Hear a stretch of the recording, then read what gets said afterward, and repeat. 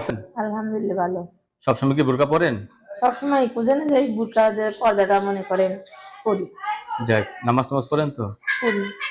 আর বিয়ে হয়েছিল আগে? বিয়ে হয়েছিল। স্বামী আছে নাকি নাই? স্বামী নাই, স্বামী ভালো না, নেশাপানি করে তো খেদাইয়া দিছি। স্বামী ভালো না, নেশা করে।